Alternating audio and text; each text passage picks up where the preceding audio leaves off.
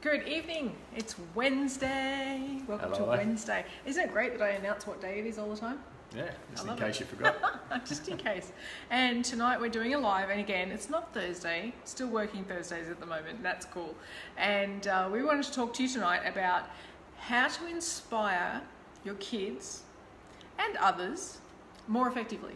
Or yeah, that's pretty much the topic for tonight. So if you're watching this live, hopefully the sound is all good. If it is, you can give us a thumbs up, and if not, well, if you're watching it afterwards, great. Put your questions in on the fly, and if you are not watching it live, put it in the comments and we will definitely get back to you on there. So tonight's topic, how to more effectively inspire your kids and others around you. So yeah, so let's get started. What do we want to talk about with that? So I suppose one way of looking at it is asking yourself the question: would I like my life to be an example to others, my kids and others, or would I like it to be a warning to my kids and others? Either way, other people are going to learn as they observe you and how you live. And we're not talking about people consciously necessarily observing how you're living, but take your kids, for example, when they're in your environment, which is often... all the time. Yeah, they're observing without even knowing it, or they're observing without you even knowing it. So as you go about your business and maybe with your partner and how you communicate together, and whether or not you're judgmental towards others, whether you collude with each other and become negative, or talk about your day in a way that was kind of like you're a victim and to circumstance and you got ripped and all this sort of thing. Yeah. These sorts of things are what our kids are observing, and they're learning, they're creating stories about the world within themselves, about how the world is and how they're going to sort of interact in the world potentially as well. And the other reason why I really love the idea that we're talking tonight about how to inspire your kids or your grandkids or whoever the other children are in your life, rather than inspiring everybody around you, is that we're very aware of a phenomenon called FOMO, and so that fear of missing out. And if anyone spends any amount of time on social media whatsoever, you'll notice that FOMO is a really big way that people put themselves out there. It's always about, they're getting this car, or they've got this perfect relationship, or they've built this business and they've got this and they've got that. Now, all we ever see is the filter that they're putting out there on social media. So when you're inspiring others in that way, it's not always going to be the most authentic version that people are seeing of you, or you're seeing of them if you're watching them and their journey and that sort of thing. Now, some people are genuine with what they put up, and that's really cool, but there is that temptation to really filter out the other things. Now, the thing though with kids is they know the truth. If you've got a brand new Porsche in your driveway and you're struggling to make the payments, the kids know that, even though they might not know how much it's a struggle or whatever, but they get to see what's actually going on for real. So when we're inspiring our kids, when we're inspiring the people in our community, we need to do it from a place of authenticity, because it is something that we know energetically that's not true when people are just making shit up, don't we? Yeah. So I got a little bit off track there, but I think using kids as an example is a really good thing, and they also have their radar on as well. So because they're like absorption machines, especially up to age 7, because their survival depends on them knowing how the world works, as you said. So it's very important that we are getting that filter, that they're sort of taking everything in, making their own assessments, making their own stories, and determining what their identity needs to be about in order to survive in the world. So we need to be very, very aware of what sort of things are going in there. Not that we're going to filter everything out, because we don't want them to also go away with an idea that life is about them. Life is about rainbows and butterflies and nothing ever goes wrong, because that's not how life works either. So it's really important that we give them a balanced perspective, a dualistic perspective of life, and how it comes together and how they can survive that anyway. In fact, they can thrive in it, because that's how we're designed to be as dualistic beings.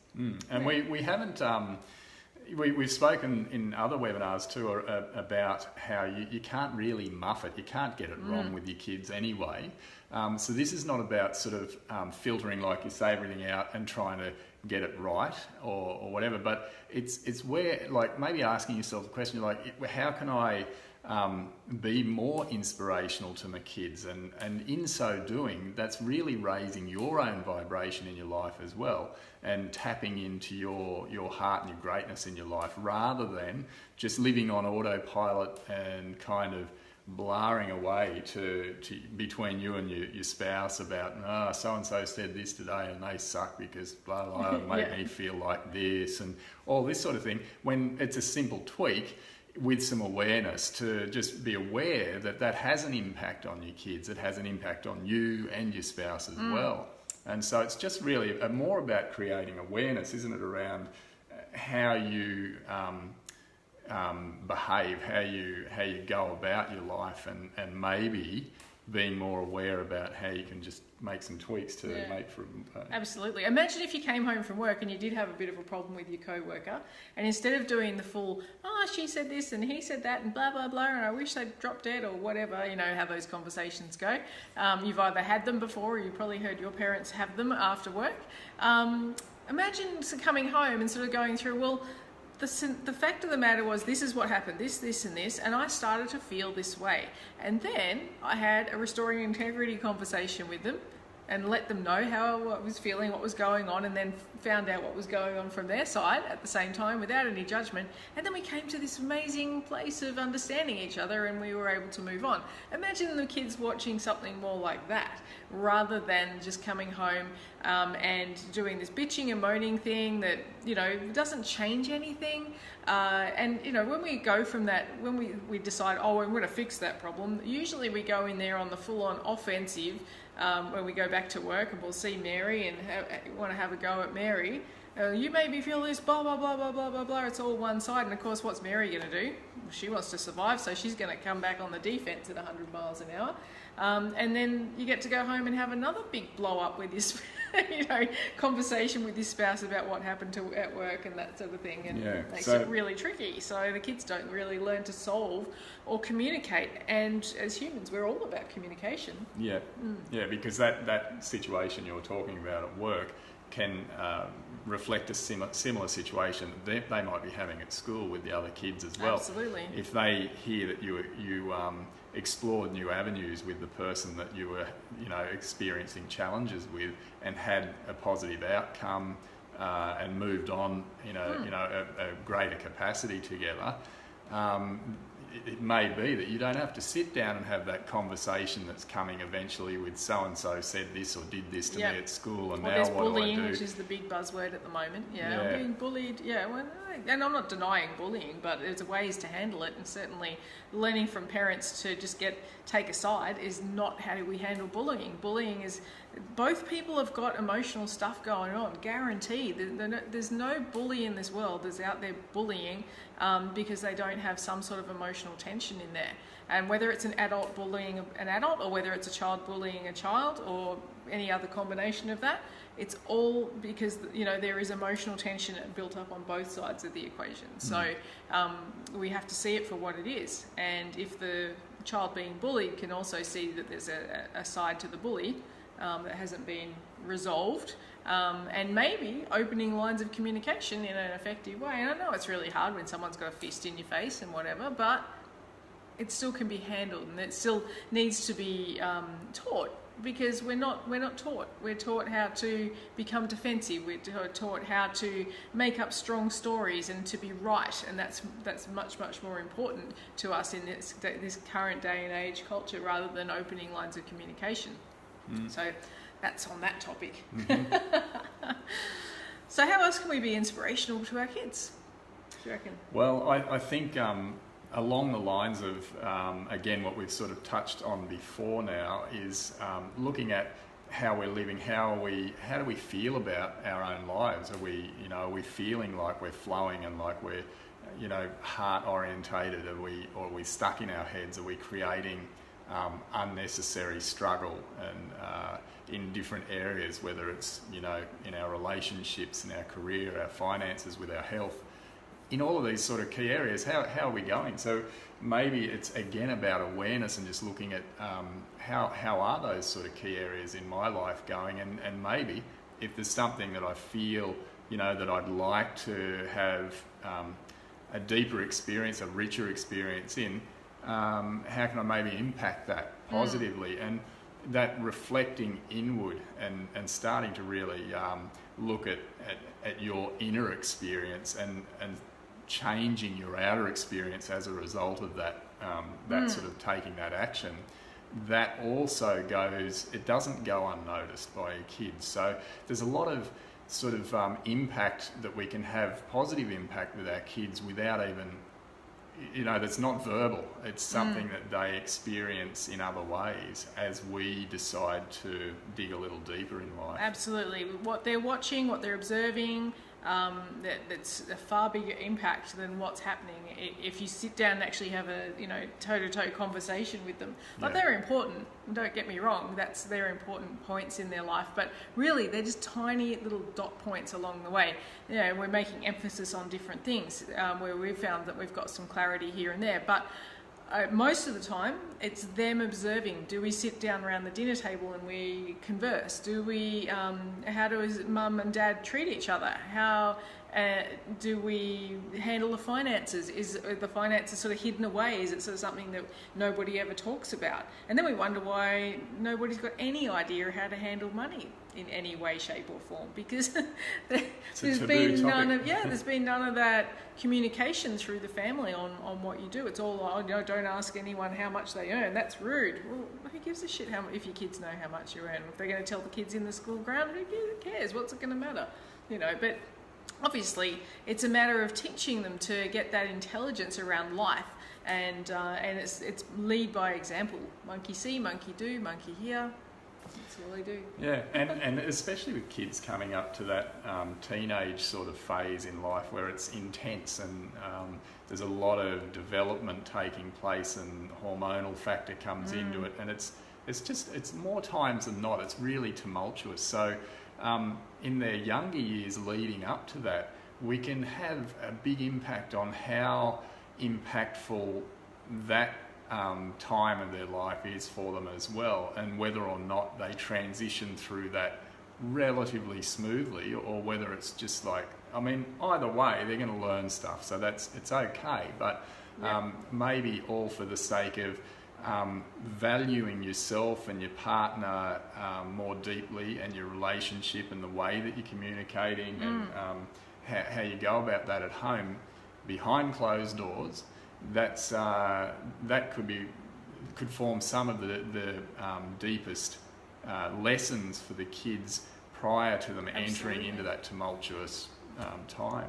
Well, we've definitely spoken in the past about how the teenagers drop off. They sort of seem to definitely gravitate away from what we feel our values are. But that's a natural process because it does a few things. First of all, it allows them to explore their individuality and to just basically concrete in their identity. And that doesn't mean they're going to be off the rails for the rest of their life. It just means they're exploring. It's just that they've got to go through the things that we went through, or whatever. And then the experiences won't be exactly the same. But it's really important that they have those experiences as well. But if the foundation is right, then it's likely they'll come back to that anyway, because that's what they know. That's what they grew up with. That's how they saw the world as they were young and before they hit those teenage years and were influenced by the curiosity of exploring and going in different directions. So that's one really important aspect with the teenage thing. But also the other one, remember, is that our kids come to reflect back to us the things that we're not owning in ourselves. We always have the capacity to be, do, or have all the spectrum of all the things, but there's parts of us that we deny, we just don't want to know about, we ignore, we don't love about ourselves, and guaranteed your teenagers will, or your toddlers will bring those to your face and just really show it to you, just so you can explore it. And the reason being is because you really, as a parent, can't not love your kids, and they're now bringing the parts of you to you just to say, hey, look, this part about yourself you don't love, you need to learn to love it, because I'm carrying it for you right now to show you it really clearly what's going on. And not literally, but they'll create a situation where it'll blow you up. And if you take the time to reflect on what's going on here. Yeah, absolutely. Rather than being completely reactive and unconscious about the whole situation, you will see that there's some aspect of yourself that you're not loving, and you're not accepting, you're not embracing. And so that's the sort of thing Linda's talking about, is that it'll seem completely unconnected, not connected to you. It'll seem like they're doing something and it's annoying and they're you. pissing you off. But it's that's there for really good reason. So you can only really be grateful for that once you start to reflect on why it's here and how I can. And so an use it example to... might be, you might be like a super responsible adult, like you just, everything's sorted and I'm really responsible. Guaranteed, at least one of your kids is going to be super irresponsible at some point, if not their whole life. But they will balance you out. So you got to find, okay, perhaps where in my life can I relax a little bit? Where can I be a little bit less, responsible? Where I can, just let go, just trust the process, and perhaps your kids won't have to reflect it back to you. But the other thing I wanted to talk about on that was also, because you brought up a really good point about how people sacrifice their life or put things on hold for their kids. Now, we all love our kids and we all want to put them first, but actually that's almost the wrong thing to do, because it teaches them things like, well, the whole world revolves around me and I don't really have to work for anything, for a start. Second of all, really the relationship you have with your partner should actually come before your kids. And the reason is, one, you're going to be with them for longer than your kids. Your kids actually move out after a while. You'd actually hope that your spouse is going to stick around for a lot longer than that. And second of all, what does it teach the kids about relationships? If you go, oh no, it's all about the kids. I'll get you in 20 years, honey. Don't worry about that. When the kids have all grown up and moved on, then we can resume our relationship. What does that teach the kids about relationship? It really doesn't, and it isolates partners from each other who've chosen to be together. The kids are just there anyway, sort of thing. And of course, as I said, we're going to do all the best we can for our kids with the best information and the resources that we have. But at the same time, the relationship between the parents is actually far more important and should be held up above the relationship with the kids. You'll still have a great relationship with the kids. In fact, it'll probably be better because there's no fear or there's no divide between the parents. The parents can parent as a co-factoring relationship perfectly in that way, in that scenario. And yes, that doesn't mean we do exactly the same thing and get around in the same onesies or anything like that. The dad still needs to be the dad and have the masculine influence. The mum still needs to be the mum and have the feminine influence. And sometimes those roles reverse a little bit, but really it does need to have that strong influence from them. And then the other thing is, if you're not outliving some degree of your own life, what does that teach the kids? If mum stays at home the whole time, doesn't go to gym or go and have coffee with her friends or anything else that's really important to her, what does that say to both the sons and the daughter? Well, it says to the sons, when I get married and have a wife, she's got to be at home and do that. That's her role. And he may actually pick someone who's not like that. What does it say to the daughters? Yeah, that's what life is about. Once you have kids, you've got to sacrifice. So we've got to be really aware that we're not sort of driving those sort of stereotypical roles, because who knows what's going to come into their future, and you've just got to be a little bit more flexible. They need to know that you live your life according to what's true to your heart, what feels good for you, not in an egoic way, not in a selfish, over-the-top way, you know what I mean, an egoic, selfish way. Because we use selfish in another context, but it's actually a good selfish, if you know what I mean. We've given it a very negative connotation in our world, but there is a good way to be selfish, and that's this. This is to look after yourself, to have self-care. If you look after yourself appropriately, then the rest of your life falls together really nicely. So that's even your simple daily rituals. It might not be doing crazy, taking yourself on a long holiday or anything like that. But in doing that, you are able to front up to the world as a better person for service, and you're showing your kids how to do exactly the same thing, or the people who are around you. If your spouse is not up for that just yet, you keep doing your rituals, you keep looking after yourself, you keep true to your heart. Eventually, they'll either step up and do the same for themselves and then become a more loving and fulfilled spouse, because the fulfillment's got to come from the inside out. It's not going to come from anywhere else. Or, it sounds a bit harsh, they may leave. And, you know, that's okay if they're not ready to grow with you, and that's going to happen. We live a lot longer than we ever used to, right? So relationships lasting 60, 70, 80 years is actually a pretty new phenomenon. We didn't really last that long up until the last couple of 100 years. And some people would say, thank God for that. But no, that's not what I'm trying to say. But if we do genuinely want to have long lasting, beautiful relationships, we've both got to be fulfilled from the inside out. Would you agree? Yeah, we talked a bit about failure as well earlier on. Yeah. That was interesting. Yeah. What do we say now? Failure it's a good word really, just because it points to what we're talking about really. But when we think of failure, I think we have a pretty poor perception of what failure actually is. So if we wouldn't put in the good or the bad basket, if we were those types of people that would label good or bad, it would definitely be thrown into the bad basket. No one wants to fail. Very bad. So when we're bringing it into failure and success versus failure into the context of being an inspiration to our kids, it came in there as well, as we were talking about, because what we're trying to do all the time, we're addicted to appearing at least to be succeeding and not failing. And we certainly, we don't want to show our kids that we've failed in any way, shape or form. So we don't discuss that side of things, and we really talk one-sided. Oh, this went well, and I'll talk about that, but not the other stuff. But really, I think most of us are starting to know now that failure is not what we perceive it to be. It's the only way we're going to fail generally is if we're taking steps towards something that we'd love or something that we'd want in life, that there's a high likelihood of some degree of failure along that path. And that's all that's really telling us, is that we're moving in the direction.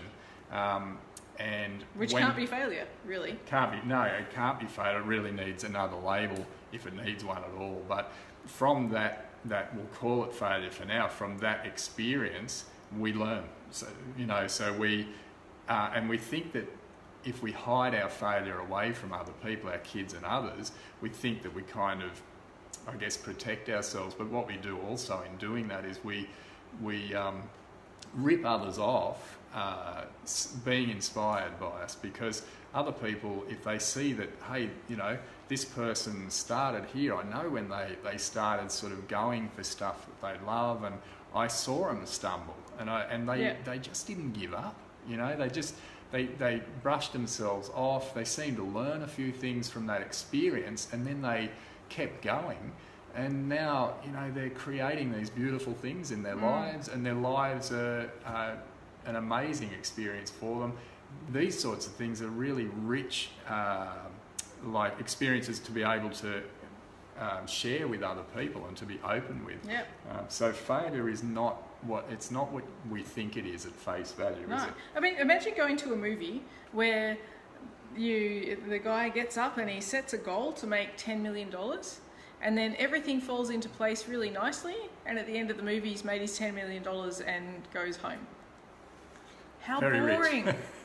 The movie maker is not going to make a cent out of that movie. It'll be boring as, because every movie is the hero's journey. It's, the hero's journey, you can look up, it's good, Joseph Campbell stuff, but there's challenge. If there's no challenge, there's no point. It's pointless. There is no journey. There's no growth. Yeah. There's no growth. And so that's right. There's no starting point and then working around through a journey into another. Yeah, exactly. So this whole point of our kids going through these systems of every child wins a prize is ridiculous. When we go to something and every kid's getting an award, okay, it's nice, and all the parents get to feel nice, and that's really what it's there for. It's to resolve the tension the parents are feeling because their kid didn't win, right? The kids work it out after a while. They only get tense if we get tense about it. If they realise that, hey, Johnny was better than me today at running the 100-metre race, that's not necessarily my strength. That's okay. That's fine. And well done, Johnny. Let's give Johnny a big hurrah for winning the 100-metre race, right? And my strength may be something else. And, we're trying to pigeonhole everybody, and it doesn't work. They've got to be able to have that ability to explore and to realise that there's different gifts and talents in the world, and that you'll win at some and you ain't going to win at all of them. You know, there's no point in that. How are you ever going to define yourself if you've got a prize for everything from art through history, through sport, through, I don't know, cleaning your bedroom? Just a solid all-rounder. But, you know, and that along those lines, if you're, say Johnny's won today, like, and I wanted to win. It could be, I really want to win. So, and I want to win at this sport.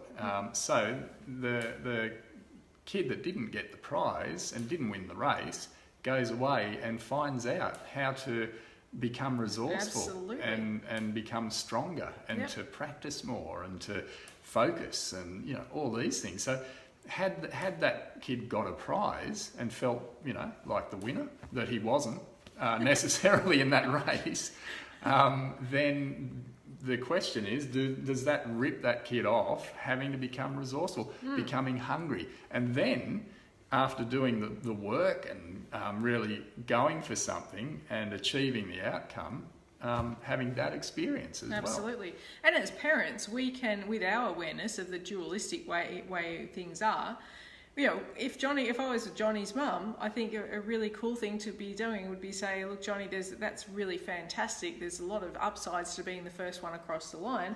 But what would be the drawbacks of actually coming first across the line? Get him to see the other side of it so he's not too up. And vice versa, if, you know, little Shirley, who came last, and we gave her a terrible name, if she was my daughter, oh, sorry, Shirley's in the world. Ouch. But well, maybe Shirley would come back in this day and age as a name, because the names are going around again, aren't they? Anyway, but Shirley, if she's lost and she's feeling bad about it, then you could say, okay, Shirley, so what are the upsides of not winning? Because there's got to be upsides. You can't have one side without the other. We've got some perfect opportunity for dualism, but you know, we want all our kids to be up, positive thinking, and we're wondering why they're all depressed later on.